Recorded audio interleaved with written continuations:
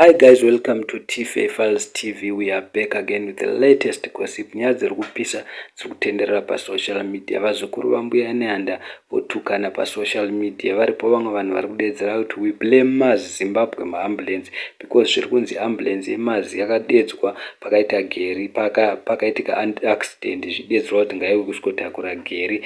Zviri kunzi yakadedzera kuti iyo isumuke ambulance inoda 2.9k kuitira kuti iwe kusikomutakura. Pasina 2.9k aimbofi yakauya hanzi ndozvayakataura Mars Zimbabwe maambulance.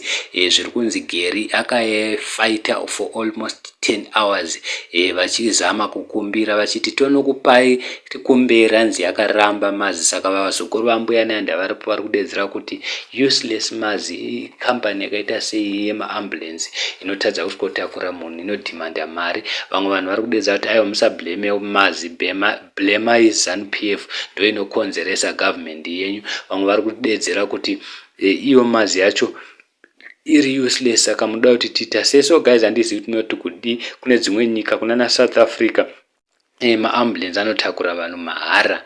Hazvina basa kuti uri munhu wekunze kwenyika kana kuti chii, pakangoitika tsaona unotakurwa mahara. Zvimwe zvese zvinoonekwa mberi. Saka vanhu vangu vachidedzera kuti iyo ambulance iyoyi musaisvore because nayo inochita basa rayo. Kana isina kuita basa vahore. Munongoziva mega kuti kuZimbabwe economy is very tough. Saka vakawanda vangu vachidedzera kuti blame government yedu ndiyo yatinofanira kublame, ndo iri useless because kudai government zvinhu zvava zviri zvakanaka zvichifamba zvakanaka, kudai Garry asina kuita sei, asina kufa because vari kudedzera kuti akafighta for almost 10 hours zvekuti Mars kudai yakabvuma, kudai vakapedza basa. Asi vamwe vari kudedzera kuti aiwa ndivana ED, blame the government. So guys, handizivi kuti munoti kudi apa munoblame government here kana kuti munoblame Mars Zimbabwe because Mars Zimbabwe yakadhimanda mari.